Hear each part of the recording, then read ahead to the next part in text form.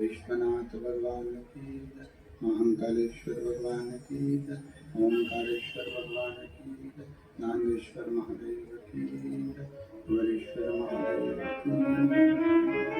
हर हर महादेव, हर हर महादेव, हर हर महादेव। भगवान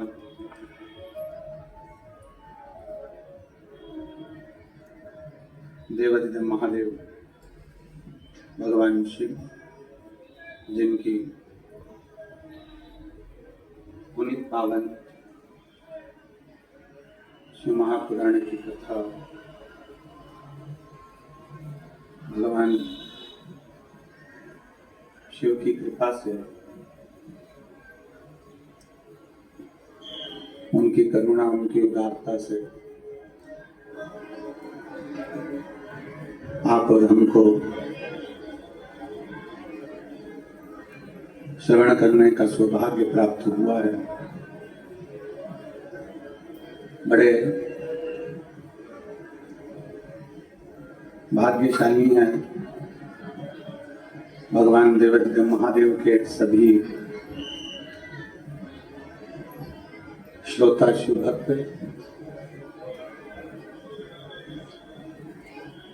नांदगांव महाराष्ट्र की ये पवित्र धरा, जहाँ पर आप और हम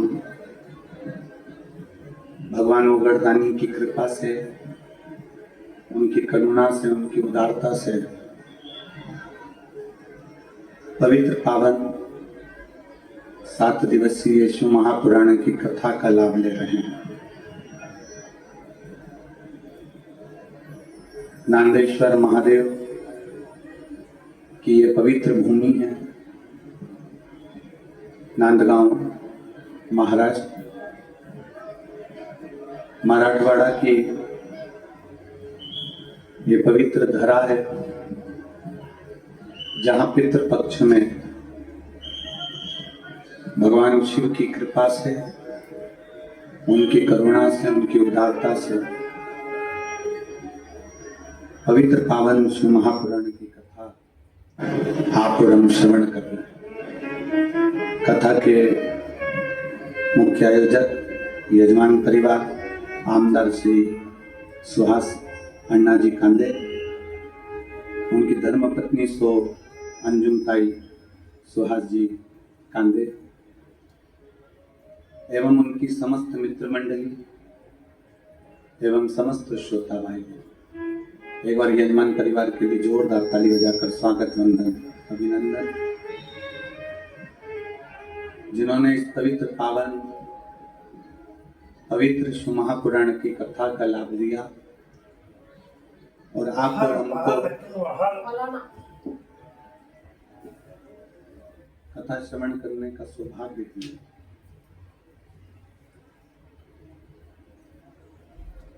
पितृपक्ष में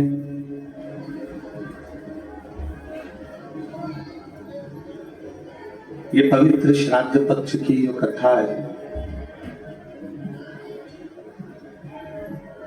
ये केवल आपके और हमारे लिए ही नहीं, आवाज नहीं जा रही है पीछे, यह केवल आपके और हमारे लिए ही नहीं बल्कि अपने पूर्वजों के लिए, अपने पितरों के लिए और संपूर्ण विश्व के कल्याण के लिए, संपूर्ण जगत के उद्धार के लिए।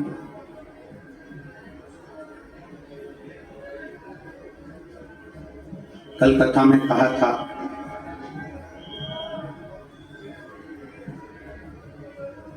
कि एक मानव शरीर प्राप्त कर लेना, मनुष्य का शरीर ले लेना मूल नहीं, बल्कि उस मानव शरीर के साथ भगवान शंकर की अविरल भक्ति को प्राप्त करना।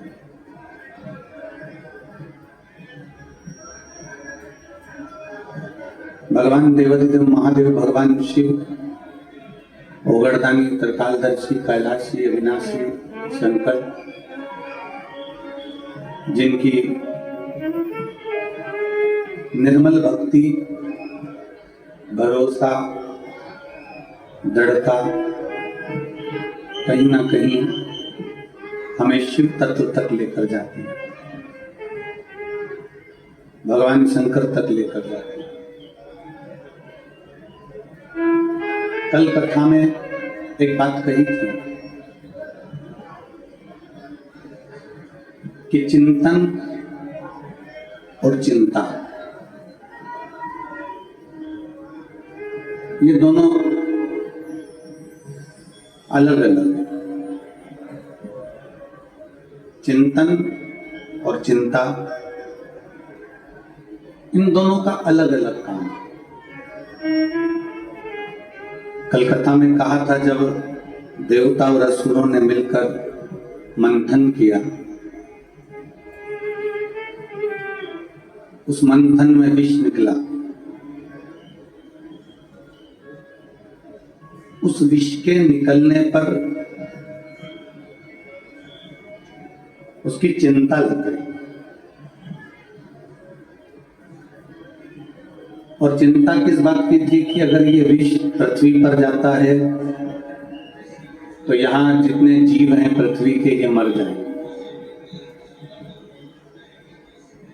अगर ये विष पानी में जाता है, जल में जाता है, तो जितने जल के जीव हैं वो मर जाएंगे। अगर ये विष आकाश मार्ग में जाता है तो वहां के जितने जीव हैं वो मर जाएंगे। संसार के लोग अगर इस विष को पिएंगे तो वो मर जाएंगे, वो समाप्त हो जाएंगे। ये चिंता देवताओं को भी लग रही थी, गंधर्वों को भी लग रही थी, अप्सराओं को भी लग रही थी, नाग, किन्नर, सुर, असुर, सबको ये चिंता थी। पशु, पक्षी, जलचर, थलचर, जितने सब कुछ।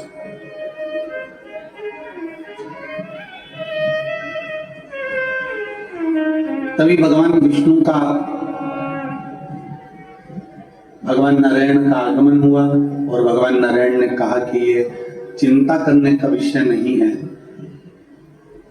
ये चिंता का विषय नहीं है, अब ये विषय है चिंतन करने।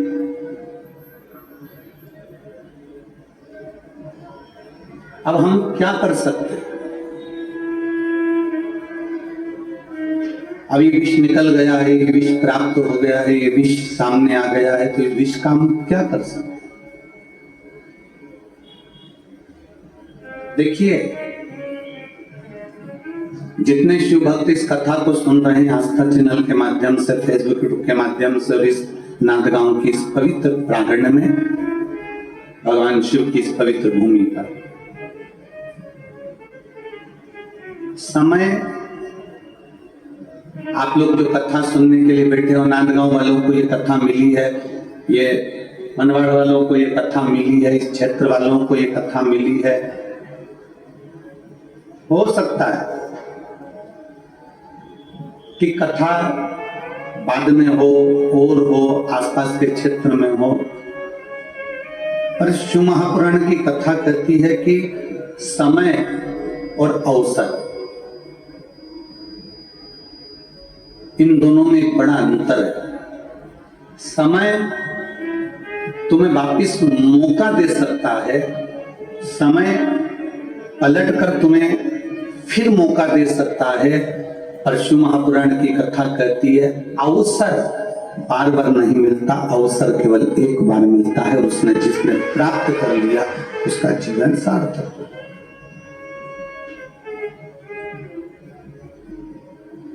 नांदगांव वालों को यह अवसर मिला है, नांदगांव वालों को यह अवसर प्राप्त हुआ है। माननीय श्री आमदार सुहास जी अन्ना जी को, ताई सो अंजुम ताई जी को मैं बहुत बहुत साधुवाद देता हूं कि आपने अपनी जिंदगी का ये अनमोल अवसर प्राप्त किया, और जितने श्रोता भाई बहन बैठे हैं, आपने अपने जीवन का ये श्राद्ध पक्ष का सबसे सुंदर अवसर प्राप्त करा। समय फिर मिल सकता है, हो सकता है कि आपको वापिस मौका मिल जाए, वापिस आप कथा श्रवण करने के लिए चले जाओ, वापिस आप कहीं ना कहीं बैठ जाओ, वापिस आप प्राप्त कर लो, पर अवसर नहीं मिलता। कभी कभी कथा हमारे नजदीक में होती है पर हम जा नहीं पाते, उसका कारण कोई परिवार में काम आ गया, कोई कार्य फंस गया, कोई रिश्तेदार आ गए, कोई नातेदार आ गए, कोई कुटुंबी आ गए, कोई कबीले वाले आ गए, कोई कुछ। अवसर मिला,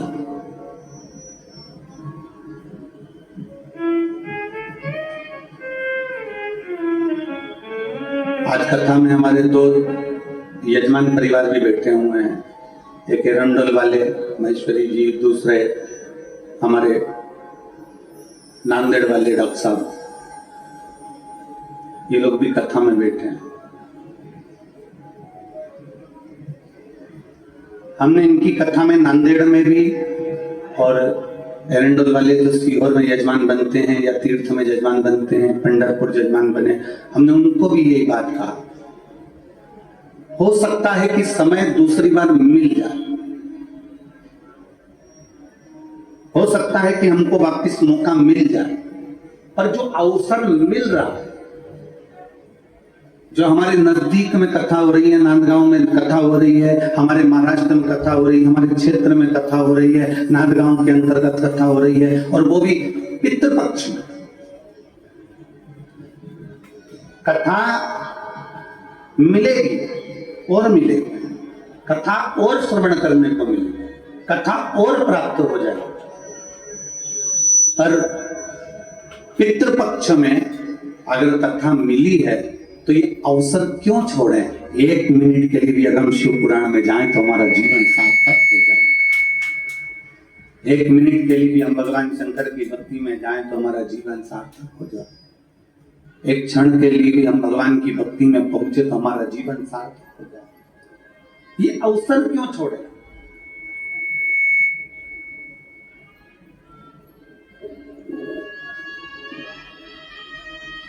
ये अवसर हम क्यों त्यागे?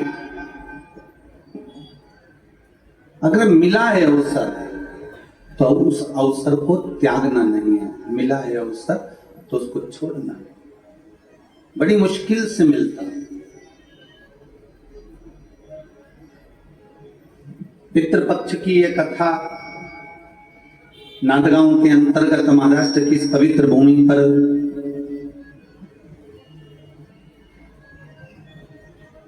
अगर आप और हम श्रवण करने के लिए बैठे हैं तो कहीं हमारे पूर्वजों का, कहीं हमारे माता पिता का, कहीं हमारे कुल देवता का, कहीं हमारे पूर्वजों का कोई पुण्य हमारे सामने प्रकट हुआ, कोई पुण्य हमारे सम्मुख में आया। बस ये है कि एक समय, अभी आपको कल कथा में कहा था कि विष निकला है और विष निकलने के बाद चिंता व्यापी।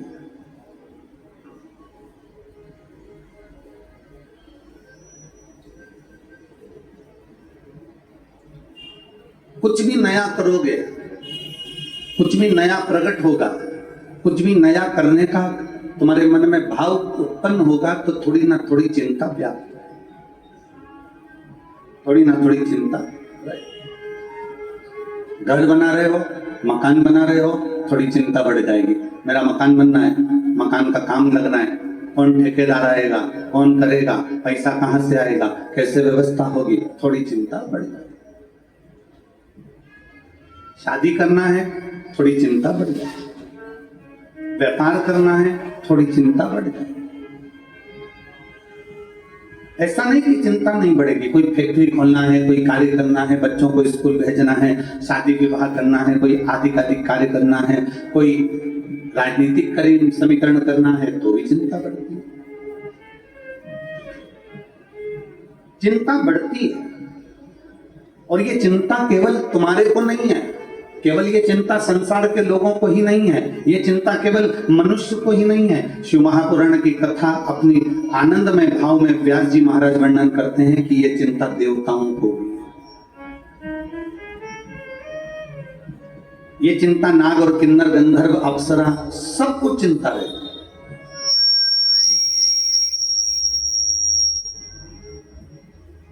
ये चिंता हर एक में समाहित होती है, ये चिंता सब में। ऐसा नहीं कि कोई गंधर्व हो, अप्सरा हो, नृत्य कर रहे हैं तो आनंद है, देव हो, किन्नर हो, असुर हो, राक्षस हो, सब में चिंता व्याप्त थी। एक थोड़ा सा विष सामने प्रकट हुआ और उस विष की चिंता व्याप गई कि ये विष कौन पिएगा, इस विष को कहां लेकर जाएंगे, ये विष किसको देंगे, ये जहर किसको देंगे, ये जहर कौन लेगा, चिंता व्यापी। तब भगवान नारायण ने आकर, तुरंत भगवान विष्णु ने आकर उसी समय पर कहा कि ये चिंता मत करो। भगवान नारायण कहते हैं कि अब शंकर का चिंतन करो। और आप सबसे निवेदन है, जब जिंदगी में सामने चिंता खड़ी हो, जब तुम्हें लगे कि मैं बहुत बुरी तरह से कहीं ना कहीं घिर गया हूं, जब तुम्हें लगे कि मेरे सम्मुख में ये चिंता व्याप रही है, मुझे रात की नींद चली गई, मेरी बेचैनी बढ़ गई, मेरा ब्लड प्रेशर, मेरा शुगर, ये सब कहीं ना कहीं किसी ना किसी रूप में बढ़ रहा है, घट रहा है, तुम्हें चिंता व्यापने लगी। आजकल तो हम कहते हैं कि शरीर में कितनी चिंता है, आजकल इंद्रियां भी बता देती हैं। तुम्हारा शुगर का लेवल ऊपर नीचे हुआ ना तो मालूम पड़ जाता है कि तुम चिंता करने वाले हो गए। तुम्हारा बीपी ऊपर नीचे होने लगा, ब्लड प्रेशर, तो समझ में आने लगा कि तुम चिंता करने लगे। आजकल तो हमारी इंद्रियां, हमारे शरीर की एक एक अंग हमारी चिंता का विषय बता देते हैं कि हमें चिंता कितनी है। तुम्हारे शरीर का, तुम्हारे चेहरे का तेज अगर चले गया, तुम्हारे चेहरे की रौनक चली गई तो बता देगी कि तुम्हारी चिंता कितनी है। तुम्हारा बीपी, शुगर ऊपर नीचे हो गया तो बता देगी कि तुम्हारी को चिंता कितनी है। शिव महापुराण की कथा कर रही है, जब विष निकला सबको चिंता थी, कोई पीने को तैयार नहीं था, समुद्र उसको लेने को तैयार नहीं है, जहर कौन पिएगा, जहर कौन धारण करेगा, पृथ्वी उसको लेने को तैयार नहीं, आकाश उसको लेने को तैयार नहीं, पशु पक्षी, जलचर, थलचर, वायुचर जितने हैं ये कोई लेने को तैयार नहीं है, चिंता व्यापी। तब भगवान नारायण ने कहा कि एक काम करो कि शिव को याद करो, शिव का चिंतन, चिंता छोड़ दो, चिंतन में लग जाओ। शंकर का करा गया चिंतन हमारे जीवन को एक आनंदता दे देगा।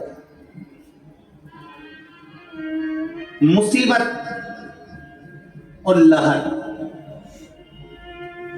मुसीबत और लहर, पानी की, समुद्र की लहर हो, तालाब में लहर हो, नदी की लहर हो, समुद्र की लहर हो या बीमारी की लहर हो। इसलिए तो कोरोना को बीमारी के साथ में कहा गया था, कोरोना बीमारी की लहर।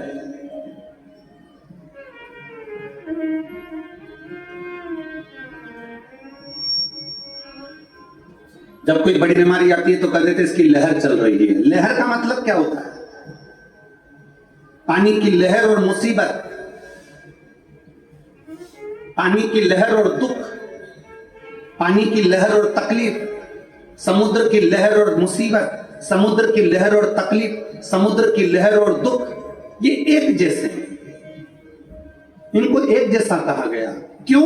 उसका कारण केवल इतना है, समुद्र की लहर कितनी भी उछल ले, पानी की लहर कितनी भी उछल ले, नदी की लहर कितनी भी उछल ले, तालाब की लहर कितनी भी उछल ले और कितनी भी आगे बढ़ जाए, एक ना एक दिन वो समुद्र की लहर, पानी की लहर, तालाब की लहर एक ना एक दिन शांत हो ही जाती है। उसी तरह जैसे लहर और मुसीबत, लहर और दुख ये एक जैसे हैं, मतलब अगर लहर उछली है तो शांत भी होगी और अगर मुसीबत आई है तो समाप्त भी होगी, ये निश्चित है, ये निश्चित। समुद्र की लहर अगर उछल रही है, पानी अगर उछल रहा है, लहरें अपनी सीमा को तोड़ दी हैं, बीमारी अपनी सीमा को तोड़ दी है। जैसे कोरोना को कहा गया लहर, कोरोना की बीमारी बढ़ी तो कल लहर बढ़ गई। आखिर लहर क्यों कहा गया? क्योंकि एक ना एक दिन ये लहर थमेगी जरूर, एक दिन ये लहर शांत होएगी जरूर। उसी तरह समुद्र की लहर हो, पानी की लहर हो, बीमारी की लहर हो, चाहे कोई भी लहर हो, एक ना एक दिन वो लहर शांत होती जरूर है। उसी तरह शास्त्र कहता है मुसीबत कितनी भी बड़ी हो ये लहर की तरह है, दुख कितना भी बड़ा हो ये भी लहर की तरह है, तकलीफ कितनी भी बड़ी हो ये भी लहर की तरह है। ये मुसीबत, ये दुख, ये तकलीफ जो लहर की तरह है, ये धीरे न धीरे एक न एक दिन शांत समाप्त होती जरूर। कोई मुसीबत हमेशा नहीं टिकती है, कोई तकलीफ हमेशा नहीं टिकती है।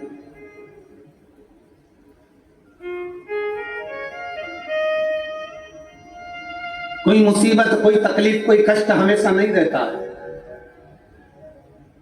हमेशा नहीं रहता, एक ना एक दिन ये समाप्त होता चलेगा। भगवान देवताओं ने मिलकर, सभी देवों ने मिलकर कह दिया, भगवान नारायण ने सारे देवताओं से, सारे नागों से, किन्नर से, गंधर्व से, असुर से, पक्षियों से, पशुओं से, देवताओं से, सबसे कह दिया, सुर असुर सबसे कह दिया, चिंता ना करो, शंकर का चिंतन करो। अब जरा विचार करिएगा कि एक तरफ पूंछ पकड़ी गई है वासुकी नाग की, ये थोड़ा ऊंचा करिए, वासुकी नाग की एक तरफ पूंछ पकड़ी गई है, दूसरी तरफ मुख पकड़ा गया। एक तरफ पूंछ पकड़ी गई है, एक तरफ मुख पकड़ा गया, खींच रहे हैं उसको।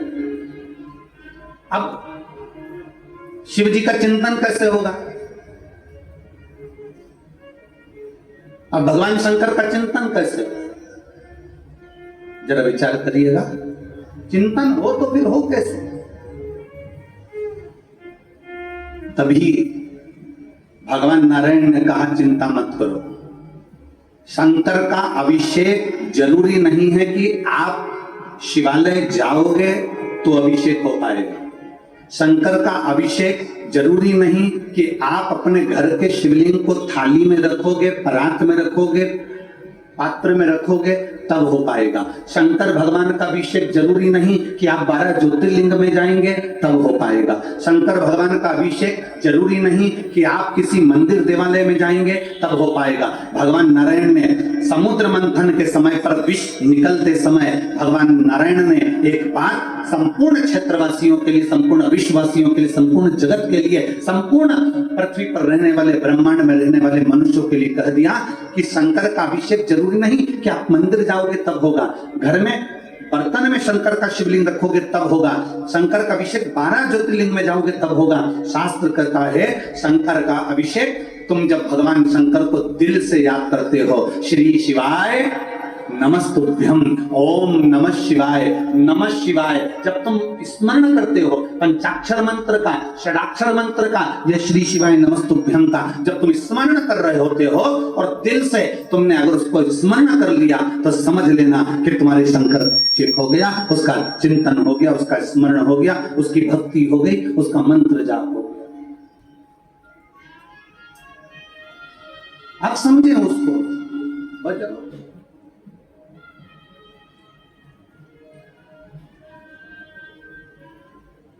आप में से कितने लोग हैं जो भगवान के मंदिर में प्रसाद लेकर जाते हैं? जल्दी से हाथ उठाओ। अरे उठाओ तो सही, कभी तो ले गए होगे, कोई से तो मंदिर में ले गए होगे, कोई से तो देवता के यहाँ ले गए होगे।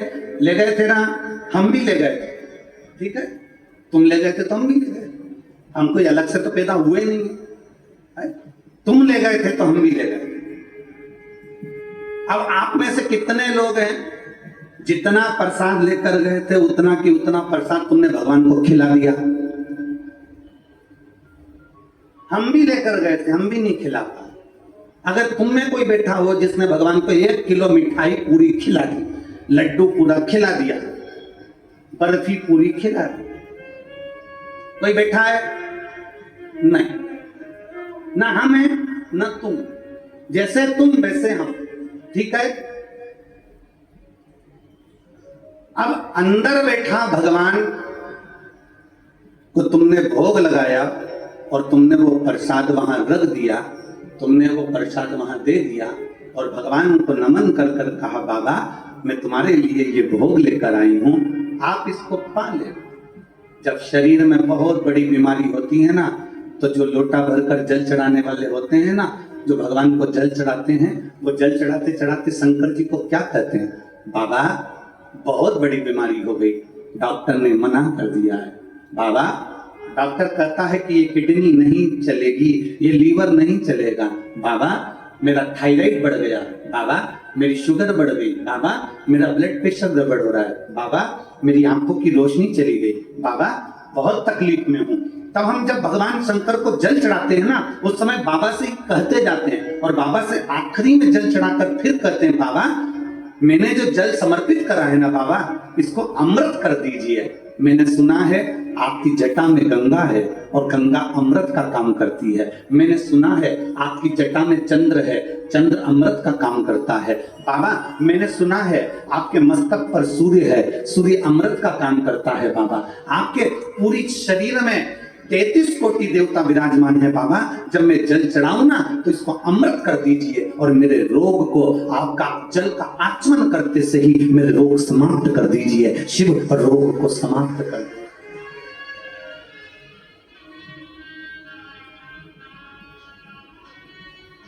आप भी प्रसाद लेकर मंदिर में गए, हम भी प्रसाद लेकर मंदिर में गए। कल हमारे श्री आमदार सुहास अन्ना जी कांदे जी कह रहे थे और ताई कह रही थी कल कि गुरु जी हम दोनों भोजनशाला में गए थे और रोज जा रहे हैं गुरु जी, प्रतिदिन भोजनशाला में हम रोज जाते हैं। और गुरु जी भोजनशाला में जब हम रोज जाते हैं और जो सारे शिव भक्त भोजन कर रहे हैं उसी में से हम लोगों ने भी भोजन किया।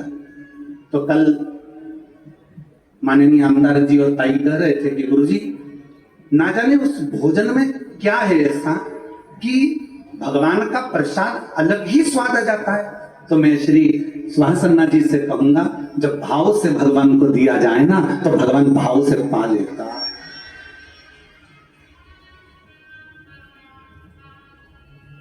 भाव से अगर भगवान को दिया जाए तो भाव से पा लेता है।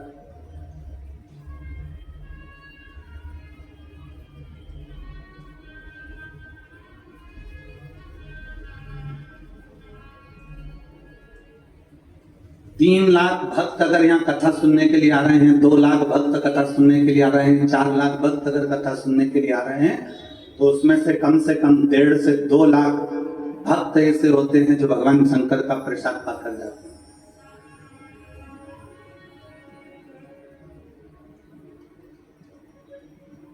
प्रेमवश आपने भी भोग लगाया भगवान को, हमने भी भोग लगाया भगवान को, पर भगवान ने 1 किलो लड्डू नहीं खाए, भगवान ने पेड़ा नहीं खाया, भगवान ने कुछ नहीं खाया, कुछ नहीं।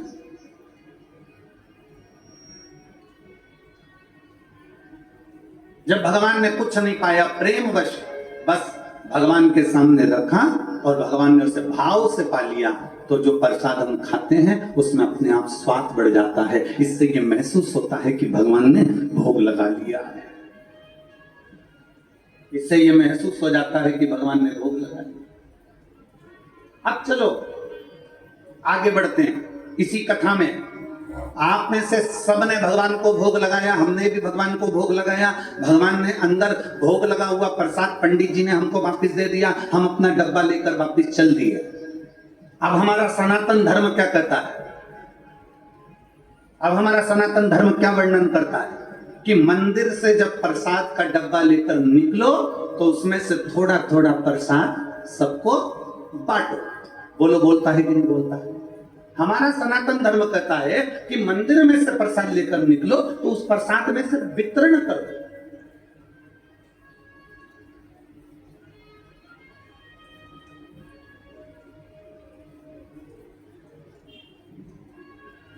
अन्ना जी, आपको कल के लिए धन्यवाद। कल एक दीदी यहाँ पर व्हील चेयर पे आई थी। हमारा ऐसा नियम है कि व्यासपीठ से हम जब तक बैठे हैं तब तक हम बेलपत्र देते हैं। उसके बाद हम यहाँ से उतरने के बाद हम बेलपत्र उठाते भी नहीं और देते भी नहीं। हमारा नियम है ये, जब तक हम बैठे हैं तब तक बेलपत्र देते हैं। कल हम जब उतर गए और वो व्हील चेयर से वो दीदी यहाँ पर आई, शायद आज बैठी हो कि ना बैठी, तो वो वहां आई तो आपने कहा गुरुजी इनके तकलीफ है और ये व्हील चेयर पर हैं तो इनको बेलपत्र। अब हमारे मन में आया कि हम बेलपत्र कहाँ से लाएं, कैसे दें? तो अन्ना जी आपको साधुवाद है उसके लिए। आपने अपनी जेब में से आपकी जो बेलपत्र थी वो निकाल कर दे दी और कहा ये बेलपत्र इनको दे दो गुरुजी, इनको जरूरत। उसकी साधुता है। इससे ये मालूम पड़ता है कि हम सबके लिए हैं, हम सर्वस्वता के लिए, हम सर्वस्वता के।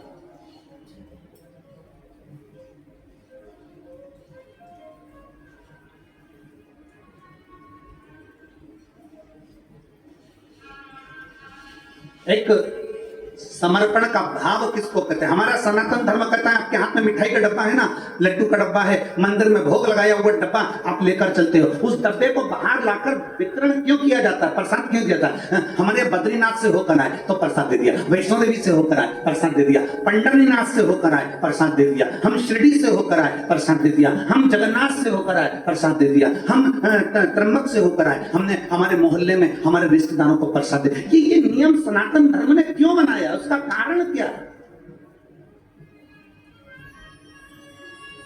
सनातन धर्म में ये नियम क्यों बना कि आप मंदिर से आओ तो प्रसाद दो? सनातन धर्म में ये नियम क्यों बना कि आप भीमा शंकर गए, वहां से दर्शन कर कर आए और आपने अपने पड़ोसियों को, रिश्तेदारों को, नातेदारों को छोटा छोटा पैकेट बनाकर प्रसाद का दिया, आपने किसी को प्रसाद दिया? ये प्रसाद हमारे सनातन धर्म में हम कहीं से होकर आते हैं, भगवान को भोग लगा कर आते हैं, ये प्रसाद क्यों देते हैं? उसका कारण है क्या? आखिर क्या हमारा सनातन धर्म में ये चीज क्यों बताई गई कि प्रसाद देना चाहिए? उसका कारण केवल इतना सा है कि मंदिर में जो भगवान बैठा है, जिसको हमने भोग लगाया है, वो अंदर बैठकर हमारे प्रसाद को भाव से खाता है, सामने प्रकट होकर नहीं खाता। पर उसी प्रसाद को जो बाहर मंदिर तक नहीं गए, उनको जब आप थोड़ा सा प्रसाद देते हो तो उनके अंदर बैठा हुआ शंकर उस प्रसाद को पा लेता है और उसका उद्धार कर देता है। तुझ में रब दिखता है, यारा में क्या करूं? हर एक में शिव दिखता है, यारा में क्या करूं?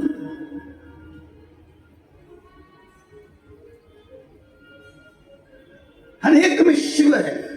मंदिर से बाहर निकले, प्रसाद बांटना प्रारंभ करा, प्रसाद बांटना प्रारंभ करा तो ना जाने किस वेश में नारायण मिल जाए, इतने को प्रसाद दिया है, 25 लोगों ने प्रसाद लिया, 50 लोगों ने प्रसाद लिया, ना जाने कौन व्यक्ति के साथ था, किस भाव से उसने प्रसाद को ग्रहण करा, ना जाने कौन था जो शंकर का रूप रखकर आया प्रसाद लेकर चले गया, ना जाने कौन था जो शिव तत्व के रूप में आया और प्रसाद लेकर चले गया।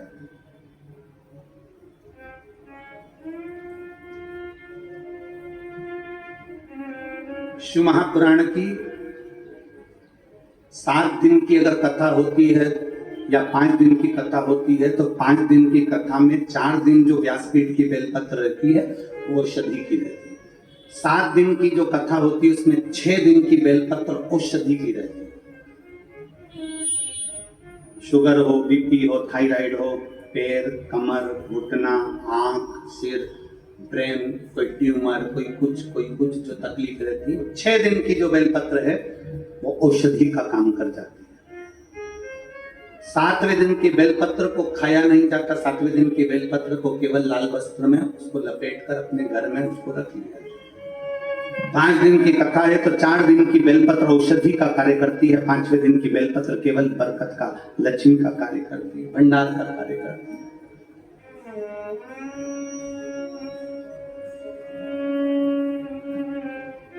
शिव महापुराण की बेलपत्र का बड़ा महत्व है। आप लोग कभी अगर शिव पुराण का, अगर तुम्हारे घर में अगर शिव पुराण हो तो उसको पढ़ेंगे तो उसमें बेलपत्र का महत्व आएगा।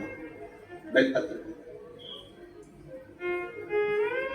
क्यों शिव पुराण की बेलपत्र की इतनी औषधि है, क्यों शिव पुराण की बेलपत्र को इतना लक्ष्मी की प्राप्ति का केंद्र बिंदु बताया? उसका कारण यह है 12 ज्योतिर्लिंग करने के लिए 12 स्थान पर जाना पड़ता है, उप ज्योतिर्लिंग करने के लिए उप स्थान पर जाना पड़ता है, 4 धाम करने के लिए 4 स्थान पर जाना पड़ता है, सारी नदी तालाब और सरोवर का स्नान करने के लिए सारे स्थान पर सरोवर पर जाना पड़ता है, सारे कुंड और बावड़ी का स्नान करने के लिए कुंड और बावड़ी पर जाना पड़ता है।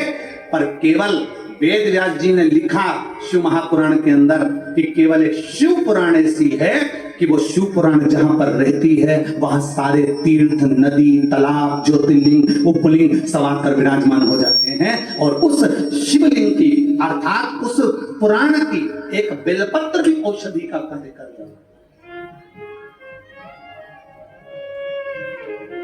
उस बेलपत्र की इतनी महत्वता बढ़ जाती है, इतनी।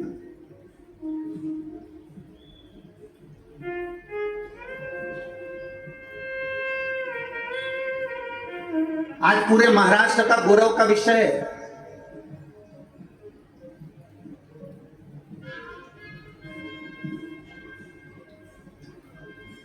आज पूरे महाराष्ट्र को आतिशबाजी चलाना चाहिए, नगाड़े बजाना चाहिए, ढोल बजाना चाहिए पूरे महाराष्ट्र को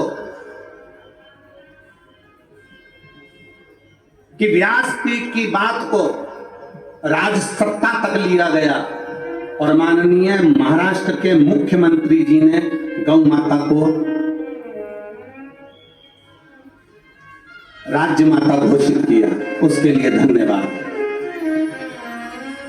संपूर्ण महाराष्ट्र वासियों को और पूरे देशवासियों को साधुता देते हैं कि आपने इस व्यासपीठ की गरिमा को रखा, इस व्यासपीठ की मर्यादा को रखा और व्यासपीठ से जो शब्दों कहे जाते हैं उन शब्दों को आपने अपने जीवन में उतार कर गौ माता को राज्य माता का दर्जा दिया। साधुता है, बहुत बहुत साधुता है। माननीय मुख्यमंत्री शिंदे जी को बहुत बहुत साधुता है।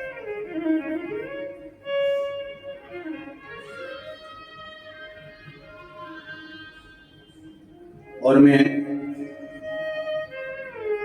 1008 जगत गुरु शंकराचार्य श्री अभिमुक्तेश्वरानंद महाराज जी को भी धन्यवाद देता हूँ, साथ में गोपाल मणि जी को भी धन्यवाद देता हूँ, साथ में श्री राजेंद्र दास महाराज जी को 1008 संत शिरोमणि श्री राजेंद्र दास महाराज जी को भी साधुवाद देता हूँ और सारी व्यासपीठों को साधुवाद देता हूँ जिन्होंने गौ माता के लिए बहुत कुछ बोला और आज महाराष्ट्र की सरकार ने गौ माता को राज्य माता घोषित करा, उसके लिए साधुता है।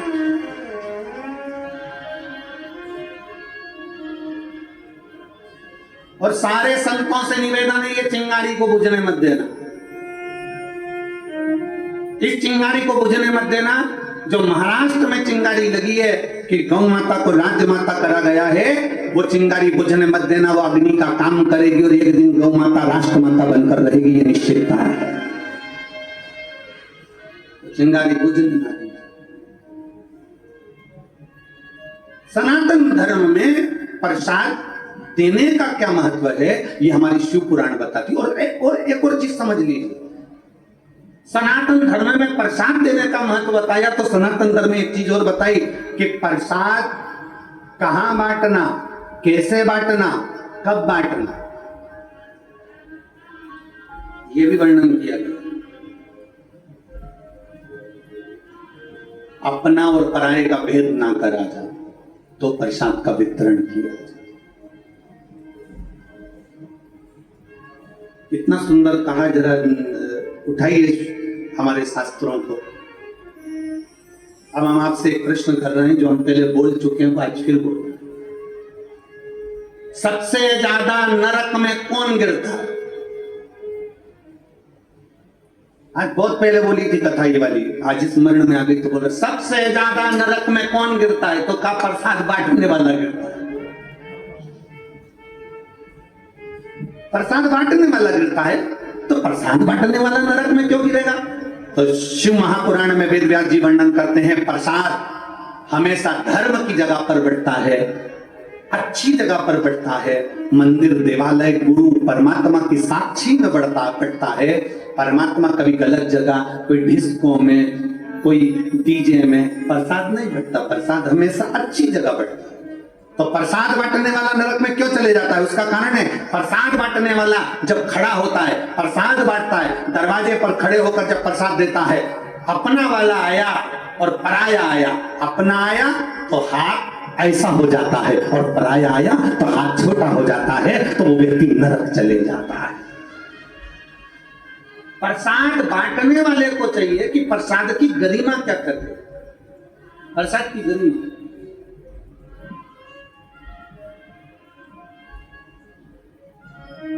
कल हमने जो देखा यहाँ पर आमदार जी, बहुत अच्छा लगा, उसके लिए सुहास अन्ना जी, उसके लिए हम साधुता। आपने उन 3 बेलपत्र के 3 पत्ते में से भी हम बोले भी इनको कि आपको 3 पत्ते की बेलपत्र, अगर इनको 1 पत्ता देना हो तो 2 आप रख लीजिए। तो कहने गुरुजी आप, उनका स्वास्थ्य खराब है, आप पूरा दे दीजिए, पूरा दे दीजिए।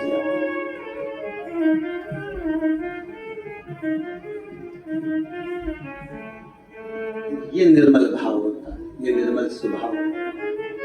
आगे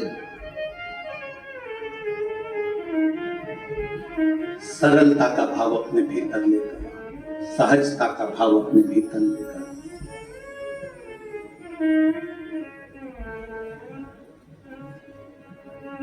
जब एक सरलता, एक सहजता अपने भीतर आती है, लोग कहते हैं मेरा भोला किसको मिलता है? तो शिव महापुराण की कथा कहती है, भोले को भोला जल्दी मिलता है, भोले को भोला जल्दी मिलता है।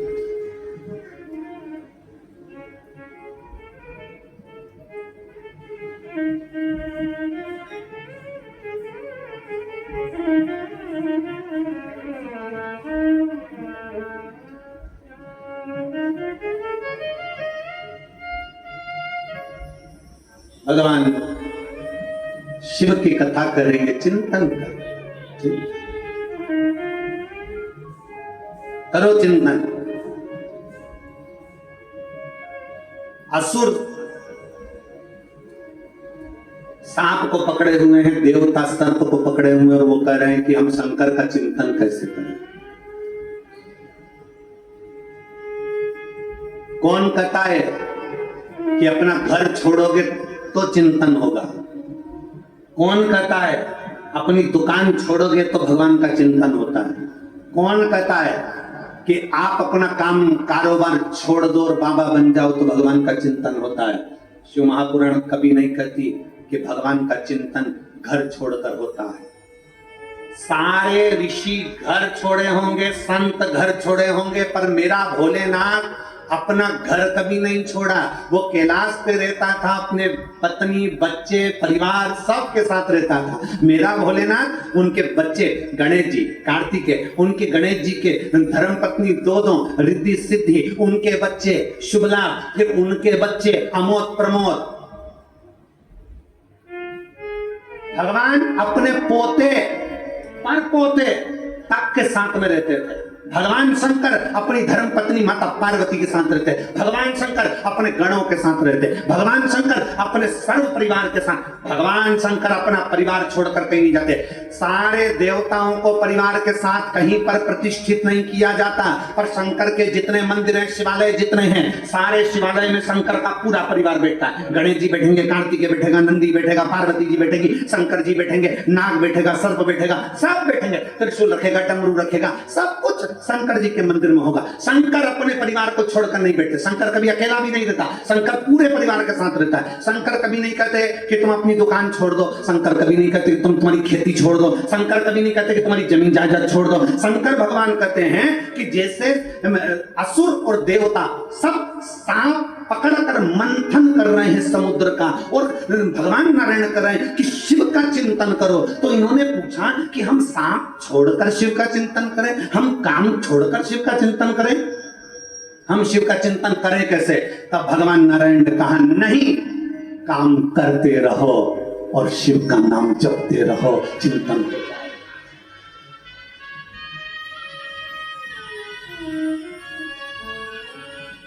काम करते रहो, नाम जपते रहो, शिव का चिंतन हो जाएगा। लिंगायत संप्रदाय के अंतर्गत, शैव लिंगायत संप्रदाय के अंतर्गत उनके गुरु उनके बच्चों के कान में कह देते हैं अपना कर्म करना है, दुकान चलाना है, व्यापार करना है, व्यवसाय करना है, अपना कर्म करो, नौकरी करो, धंधा करो, बिजनेस करो, सब करो। तुमसे ये नहीं कहते कि तुम काशी में जाकर बैठ जाओ। लिंगायत संप्रदाय के अंतर्गत उनके गुरु कहते हैं तुमसे ये नहीं कहते कि तुम कहीं जाकर बैठ जाओ, अपना कर्म करो, और कर्म करते करते भगवान का भजन करो। काम करते रहो, नाम जपते रहो। काम करते करते जब नाम जपा जाता है तो उसका फल चौगुना मिल जाता है। घर छोड़कर तप करने वाले को जो फल मिलता है, घर छोड़कर संन्यास धारण करने वाले को जो फल मिलता है, घर छोड़कर अपना परिवार छोड़कर वन में बैठकर तप करने वाले को जो फल मिलता है, उससे चौगुना फल घर में रहकर भगवान का नाम जपने वाले को प्राप्त हो जाता है। हमने कभी तुमसे ये नहीं कहा कि तुम्हारा घर छोड़ो, हम तो एक काम करते हैं, अपने घर से एक लोटा जल भरो, शंकर जी का जो मंदिर पास में है वहां पहुंच जाओ। जो शंकर का मंदिर, जो शिवालय तुम्हारे घर के पास में है, तुम वहां जाओ और एक लोटा जल समर्पित करो। तुम्हारे घर के पास का जो शिवालय है, तुम्हारे घर के पास का जो शंकर का मंदिर है, वो मंदिर नहीं, सारे 12 ज्योतिर्लिंग का केंद्र बिंदु है, वहां जाकर जल समर्पित करो। सारी समस्या का हल। आप वहां जाइए, आप शंकर को एक लोटा जल समर्पित करिए।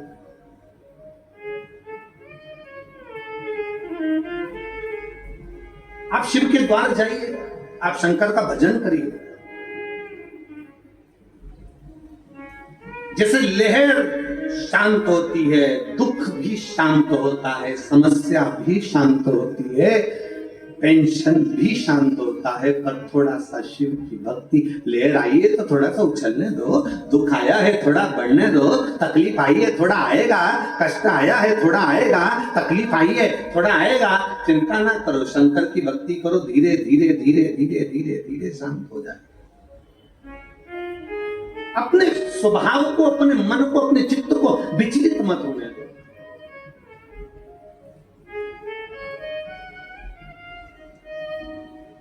कल एक माता ने प्रश्न कर भेजा था, गुरुजी हम हमारे पूर्वजों के लिए हम बाहर चले गए थे, तो हमने हमारे पितरों के लिए भोजन नहीं करा पाए। हमारी सास की तिथि थी दूज की, हम बाहर चले गए तो हमने भोजन नहीं कराया। फिर उसने पत्र में लिखा, कोई होगी माँ, उसने पत्र में लिखा कि हमारे पति तर्पण भी करते थे तो वो तर्पण भी नहीं कर पाए।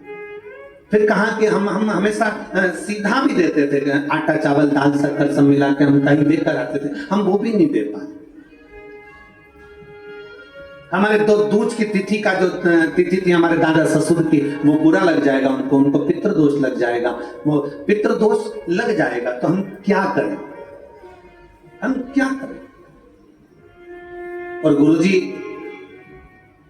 उसने पत्र में लिखा कि हम उस समय पर थे नहीं और तिथि निकल गई, हम भोजन नहीं करा पाए ब्राह्मण को, हम किसी को सीधा नहीं दे पाए, हम किसी को गाय की रोटी नहीं दे पाए, हम स्वान कुत्ते का भोजन नहीं दे पाए, हम कौवे का भोजन नहीं दे पाए, हम करें तो करें क्या, हम सीधा भी नहीं दे पाए, हम क्या कर सकते हैं। शिव महापुराण की कथा में एक बड़ा सुंदर चरित्र आता है।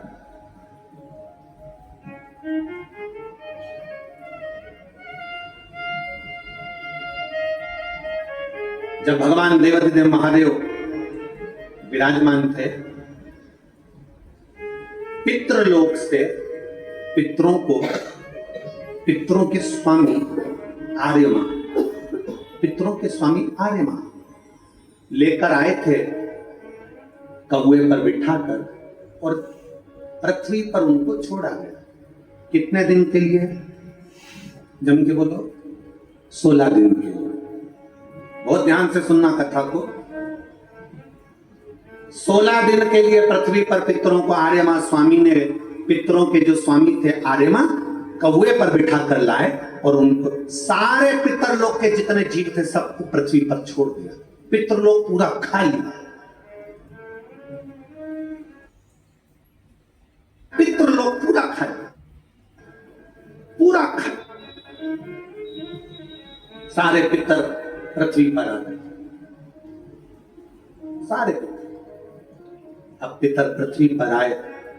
आर्यमा स्वामी पितरों के देवता कौवे पर लेकर आए, नीचे छोड़ दिया पृथ्वी लोक पर, मृत्यु लोक पर।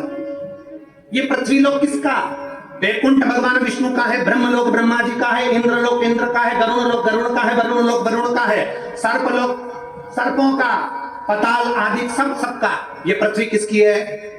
जम के बोलो, ये मृत्यु लोक का स्वामी कौन है? देव अधिदेव मृत्यु लोक का स्वामी कौन? भगवान शंकर, भगवान शिव। जब आर्यमा स्वामी पितरों को लेकर आए, पृथ्वी पर लाकर छोड़ा, भगवान शंकर के सामने जाकर आर्यमा स्वामी ने कहा, बाबा भोलेनाथ शंभु त्रिकालदर्शी कैलाशी अविनाशी है शिव, कृपा करिए। शंकर भगवान ने पूछा, क्या बात है आर्यमा? आर्यमा क्या हुआ? आर्यमा स्वामी ने कहा, बाबा भोलेनाथ 16 दिन पितरों के पूर्ण हो जाएंगे, अमावस्या के दिन पितर अपने अपने पितृलोक में चले जाएंगे, सारे पितृलोक में पहुंच जाएंगे, सारे पितर।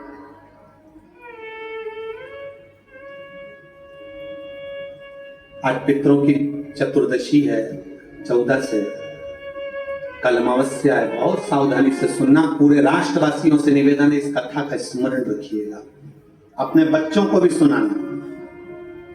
और टीवी चैनल की ये क्लिप अगर मिल जाए तो सारे विश्व में पहुंचाना कि ये पितरों का स्वामी आर्यमा स्वामी क्या कहेगा।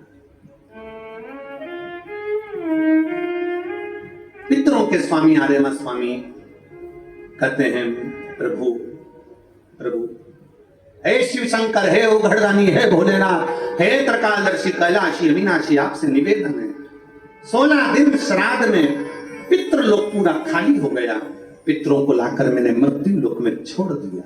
सारे पितृ, सारे पूर्वज जितने मर कर चले जाते हैं वो 16 दिन पृथ्वी पर आकर इन जीवों के रूप में फिरते, दिखते नहीं है, जीव के रूप में रहते हैं, अणु जैसे। आपको क्या कहें, आप में से किसी ने एक आध बार ऐसा करा है क्या कि धूप में से कांच की रोशनी को छांव में दिखाओ? किसी ने करा? धूप की रोशनी में से, कांच में से छांव में दिखाओगे तो वो जो रोशनी जा रही है ना, उसमें छोटे छोटे कण नजर आते हैं। किस किस ने करा? जरा हाथ उठाओ जरा। हमने बचपन में करा। एक छोटा सा कांच का टुकड़ा लिया और उस कांच के टुकड़ों को धूप में से दिखाया, छांव में दिखाया, तो उस धूप में से दिखाने में उसमें एक रोशनी दिखती है, उस रोशनी में छोटे छोटे कण नजर आते हैं, छोटे छोटे कण नजर आते हैं। जितने छोटे कण उस रोशनी में नजर आते हैं, उससे भी 1000 गुना छोटा कण कर लो, उन कणों के रूप में पितर पृथ्वी पर विराजमान रहते हैं 16 दिन तक। कणों से भी कण छोटे, जीवात्मा के रूप में, संसारवासियों के भीतर एक कण के रूप में वो आते हैं। लोग कहते पितर आते हैं जरूर, मृत्यु लोक में आकर अपने अपने पूर्वज अपने अपने दरवाजे पर आकर खड़े होते हैं। जो गया है वो आस लेकर आता। पितरों के आर्यमा स्वामी ने कहा कि ये 16 दिन सारे पितर पृथ्वी पर रहे, पितृलोक खाली हो गया। ये सब पितृलोक से आए हैं, इनके परिवार वाले भोजन देंगे, ये आस लेकर आए हैं। क्योंकि जैसे घर की बहू को सास से आस रहती है कि मेरी सास मुझे सोने की अंगूठी देगी, मेरी सास मुझे पायल देगी, मेरी सास मुझे वस्त्र देगी, मेरी सास मुझे ये देगी। उसी तरह घर के जो जीव चले गए, जो मर गए, जो शांत हो गए, जो चले गए, उनको आस रहती है कि हमारे घर का पर पोता, हमारे घर का पोता, हमारे घर का बेटा, हमारे घर की बेटी, हमारा दामाद, हमारा रिश्तेदार हमको भाग देगा। पहले घर जाते हैं, वहां नहीं मिलता तो नाना के घर जाते हैं, वहां नहीं मिलता तो फिर दूसरे बेटी दामाद के घर जाते हैं, कहीं से कुछ मिल जाए। तो आर्यमा स्वामी ने कहा अपने भोले बाबा से, हे शंभु, हे त्रिकालदर्शी कैलाशी, ये 16 दिन श्राद्ध के पितृ रहते हैं पृथ्वी पर, आखिरी में अमावस्या के दिन ये अपने घर को जाते हैं। बाबा, इनमें से कई पितर ऐसे हैं जिनको भोजन नहीं मिल पाता। जैसे उस बहन ने लिखा कि मैं नहीं थी। कई पितर ऐसे हैं जिनको भोजन नहीं मिल पाता। कोई एक साधन ऐसा बता दो शंकर भगवान, कोई एक साधन ऐसा बता दो भोलेनाथ कि अगर 16 दिन पितरों की कोई गलती भी हो गई हो, पितरों को भाग भी ना मिला हो, पितरों का अपमान भी हो गया हो, तो आखिरी दिन ऐसा कोई उपाय बता दिया जाए, आखिरी दिन ऐसा कुछ कर दिया जाए जिससे सारे पितर तृप्त होकर आशीर्वाद दें और उनके वंश को आगे बढ़ाने का, फलने फूलने का वर देकर पितर अपने घर को चले जाए। भगवान देवादिदेव महादेव मुस्कुराकर माता पार्वती जी की ओर देखे और मां जगत जननी भगवान शिव की ओर देखी और भगवान शंकर ने कह दिया, सुनो आर्यमा, जितने पितृ आप पितृलोक में वापिस लेकर जाओगे, अगर वो पितरों का नियम है 16 दिन श्राद्ध में खाते हैं, भोजन करते हैं, अपने अपने धूप में आप लोग घी शक्कर छोड़ते हो, कंडे के ऊपर, गोबरी के ऊपर, ये धूप में आप दे देते हो, गाय के रूप में, कुत्ता के रूप में, पक्षी के रूप में दे देते हो। तो भगवान शंकर ने कहा सारे पितर 16 दिन भोजन करते हैं, अमावस्या के दिन इन पितरों को आप नदी, तालाब, बावड़ी, कुआं, सरोवर, जो पानी का स्थान हो, कोई नदी हो, कोई तालाब हो, कोई बावड़ी हो, कोई कुआं हो, कोई सरोवर हो, ये सारे पितर वहां पानी पीने के लिए आते हैं। जल पीने के लिए पितर पहुंचेंगे। अपने गांव में जो नदी है, तालाब है, बावड़ी है, कुआं है, हैंडपंप है, हाथसी है, जो है उसके पास में ये जल पीने के लिए पहुंचेंगे। तो सुनो आर्यमा स्वामी, अगर संसार में रहने वाला मनुष्य पितृपक्ष की अमावस्या को, पितृ मोक्ष अमावस्या को, जो कि कल 2 अक्टूबर की है,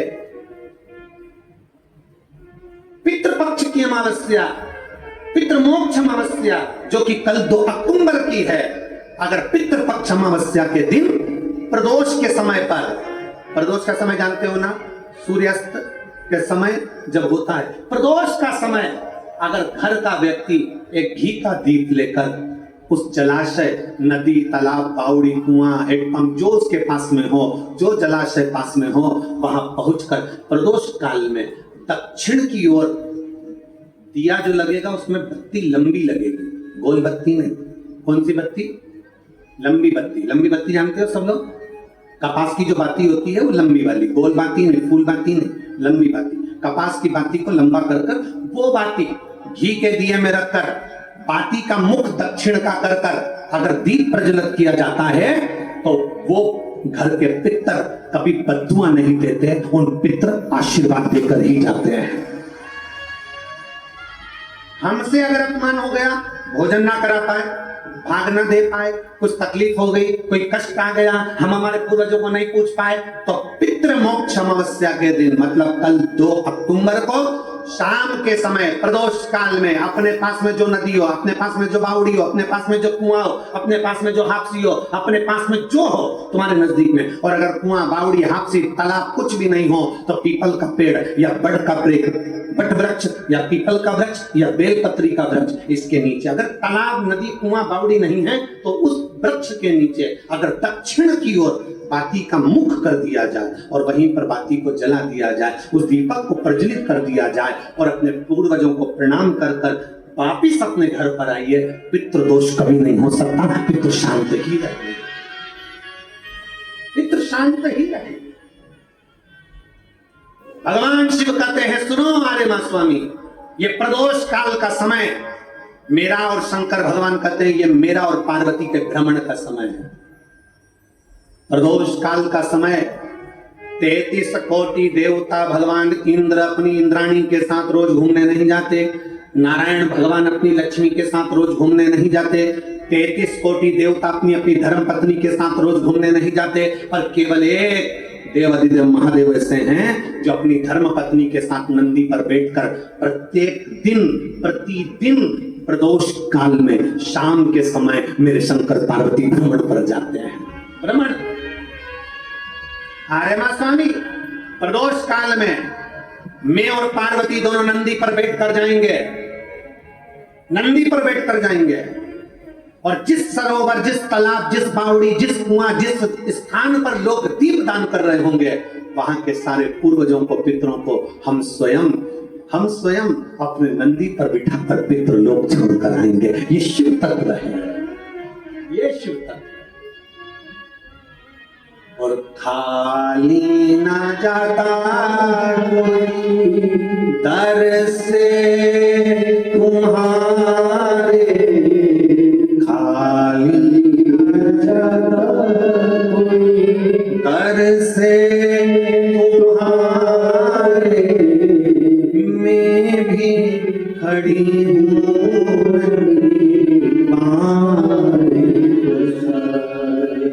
अपने हृदय लगा लो, गिरा जा रहा हूँ, उठा लो, बोले अपने दर से अब तो ना टालो, गिरी जा रही हूँ, पितृपक्ष की अमावस्या मतलब 2 अक्टूबर, भगवान देवादिदेव महादेव खूब आनंदमय भाव से अपने पितरों के निमित्त जलाशय, नदी, तालाब, बावड़ी, कुआं जो तुम्हारे पास में हो वहां जाकर घाट पर दीप दक्षिण की बाती लगाकर उसको प्रज्वलित अवश्य कर, अवश्य।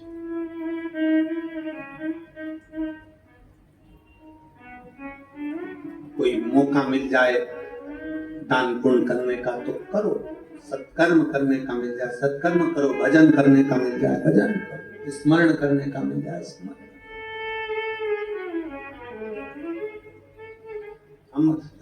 हम फिर वापिस अंजुम ताई जी को, आमदार सुहास शर्मा जी को बहुत बहुत साधुवाद देते हैं।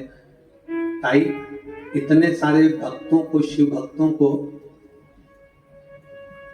भोजन कराने के लिए लोग आमंत्रित करते हैं, पर श्राद्ध पक्ष में आपके इतने शिव भक्त नंदगांव के जो इस सामने बनी भोजनशाला में भोजन कर रहे हैं ताई, उसके लिए आपको साधुता देते हैं, बहुत बहुत साधुता।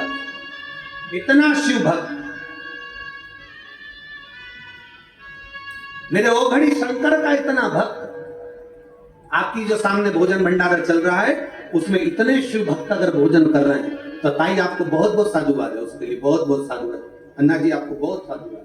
कितना लोग तड़पते हैं कि हमारे घर लोग आए और श्राद्ध पक्ष में मुख झूठा करें, इतने नांदगांव के इतने शिव भक्त आपकी इस भोजनशाला में मुख झूठा कर रहे हैं, उसके लिए साधुता है आपको। श्री शिवाय नमस्ते। साधुता है, बहुत बहुत साधु।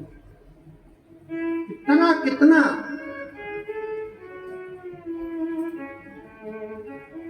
और तेरी कृपा बिना न हिले, लेते हैं श्वास कृपा से, बखान क्या करूं मैं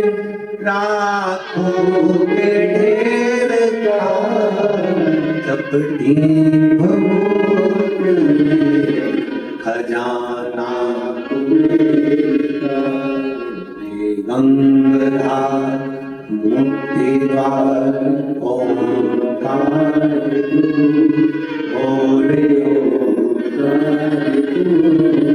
आयो शरण तिहार शंभु तार बखान क्या करूं मैं रातों के ढेर का चपटी खजाना गंगाधार मुक्तिद्वार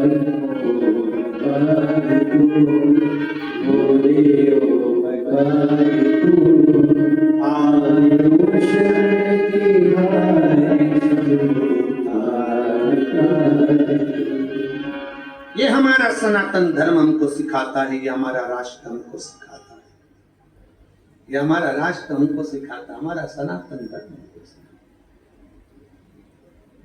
ये हमारा शिव तत्व हमको सिखाता है।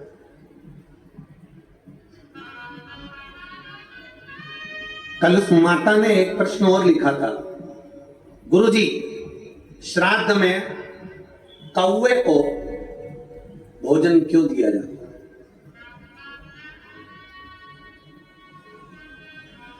श्राद्ध में कौवे को भोजन क्यों दिया जाता है? अरे भाई मेरी जीजी, मैं आपको हाथ जोड़कर प्रणाम कर निवेदन करना चाहूंगा कि श्राद्ध में कौवे को भोजन क्यों दिया जाता है। किसी साइंटिस्ट से पूछें, किसी वैज्ञानिक से पूछें, किसी रिसर्च सेंटर से पूछें कि कौवे को श्राद्ध में भोजन क्यों दिया जाता है। हमारा सनातन धर्म साइंस से जुड़ा हुआ है। हमारे शास्त्र, हमारे वेद, हमारे पुराण, हमारे जितने वेद पुराण शास्त्र सब साइंस से जुड़े हुए हैं। और हमारा शास्त्र कहता है कि श्राद्ध में कौवे को भोजन क्यों दिया जाता है। उसका एक कारण है, श्राद्ध का भोजन कौवा जब करता है, कौवा भोजन करने के बाद उस भोजन को करने के बाद उस भोजन को पचाने के लिए कौवा पीपल के वृक्ष पर बैठता है। कौवा जब पीपल के वृक्ष पर बैठता है तो पीपल के वृक्ष के फल को, उसके पत्ते को, उसकी जड़ को, फल को खाना प्रारंभ करता है। कौवे का श्राद्ध का भोजन ऐसे ही नहीं पच जाता। कौवा पीपल के फल को खाता है। पीपल के फल को खाता है तो वो फल खाया हुआ कौवा किसी दीवार पर, किसी भूमि पर अपनी बीट करता है तो वहां पीपल का पेड़ उत्पन्न हो जाता है, जिससे सनातन धर्म की मजबूती होती है।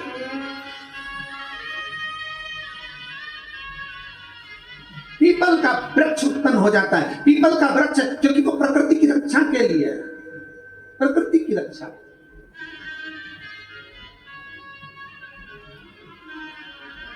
आ जाइए, आ जाइए, आ जाओ।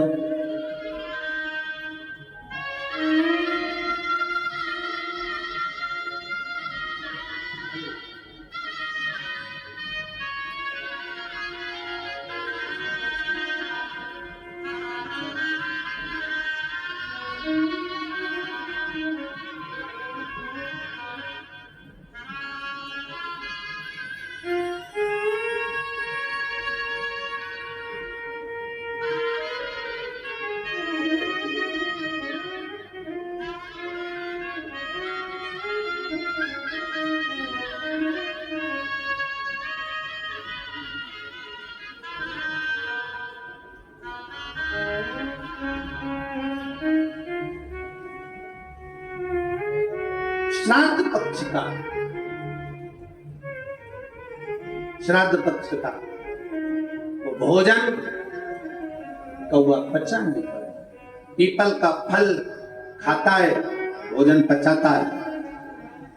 कितना विचित्र है हमारा सनातन धर्म। जरा देखिए कि एक पक्षी भी एक वृक्ष को लगाने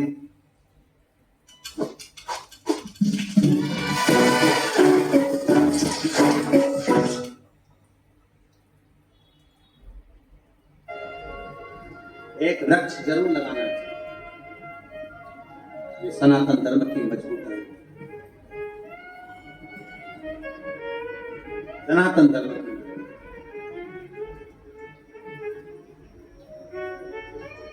और तेरी कृपा बिना न हिले एक भी लेते हैं श्वास तेरी कृपा बखान क्या करोगे रातों के का चपटी खजाना गंगधार मुक्ति द्वार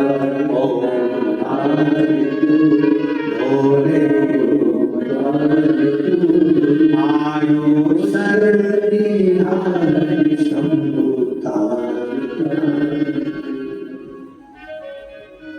चारों तरफ प्रकाश करने की सामर्थ्यता सनातन धर्म की।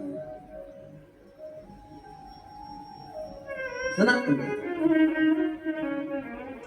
और बहुत ध्यान से बहुत सावधानी से स्मरण रखिएगा,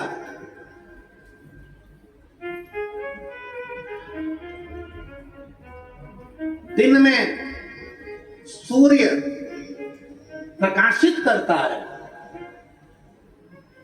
दिन में सूर्य प्रकाशित करता है, रात्रि में चंद्र प्रकाशित करता है। दिन में सूर्य प्रकाशित करता है, रात को चंद्रमा प्रकाशित करता है, रात को चंद्र प्रकाश करता है, और तीनों लोक में सनातन धर्म प्रकाश करता है। ये हमारा सनातन धर्म है। दिन में सूर्य प्रकाश करता है, रात में चंद्र प्रकाश करता है, और तीनों लोक में सनातन धर्म प्रकाश करता है। ये हमारे सनातन धर्म की मजबूती है। उसका प्रकाश भूमंडल पर सदा आनंद देने वाला है। सारी समस्या का हल, जम के बोलो जरा, सारी समस्या का हल एक लोटा जल। एक लोटा जल प्रतिदिन चढ़ाइए, प्रतिदिन शिवालय जाइए, प्रतिदिन शंकर के द्वार जाइए, प्रतिदिन शंकर का स्मरण करिए, फिर कथा करिए। चिंता और चिंतन में अंतर है, बहुत अंतर है। वही चिंता चिंतन की कथा चल रही है, वही समुद्र मंथन की कथा चल रही है, वही समुद्र मंथन की कथा। असुरों को गुस्सा आ गया, असुरों ने सोचा हम काय को शंकर जी को जल चढ़ा, हमें क्या करना शंकर जी को जल चढ़ाकर। अरे भाई, शिव महापुराण की कथा करती है, चाय और चरित्र जिस पर गिरते हैं, जिस पल गिरते हैं, दाग जाता ही नहीं है। चाय का भी दाग नहीं जाता, चरित्र का भी दाग नहीं जाता। इसलिए सावधान, बहुत सावधान। मेरे भारत की बेटियों से निवेदन है, संपूर्ण विश्व की बेटियों से निवेदन है, परसों से नवरात्रि चालू हो रहे हैं। सनातन धर्म की शुरुआत का ये एक अनूठा त्योहार है, नवरात्रि का त्योहार। मेरा संपूर्ण भारत की बेटियों से निवेदन है, संपूर्ण जगत की बेटियों से निवेदन है, इस व्यासपीठ के माध्यम से, इस नांदगांव की व्यासपीठ के माध्यम से संपूर्ण जगत की बेटियों से निवेदन है कि आपसे निवेदन है कि अगर गरबे में जा रही हो, गरबा खेलने के लिए जा रही हो, निवेदन है हमारे सनातन धर्म की मर्यादा के साथ जाना, वस्त्र ऐसा पहनकर जाना जो मर्यादित हो, वस्त्र ऐसा पहनकर जाना जो मर्यादित हो। हमारी मर्यादाओं को गिराने वाले वस्त्र पहनकर ना जाइएगा, मेरा बेटियों से निवेदन है।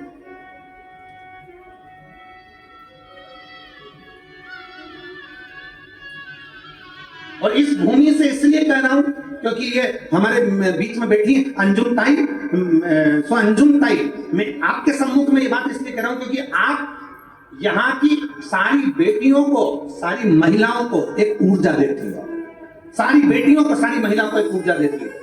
जिनको सिलाई मशीन चाहिए उनको सिलाई मशीन का काम, जिसको जो कर सकता है, एक एक केंद्र बनाना कि 5-5 लेडीज मिलकर, 10-10 लेडीज मिलकर ये कार्य चालू करो, अगरबत्ती बनाने का, धूप बत्ती बनाने का, कप बनाने का, बेक बनाने का, ये करने का।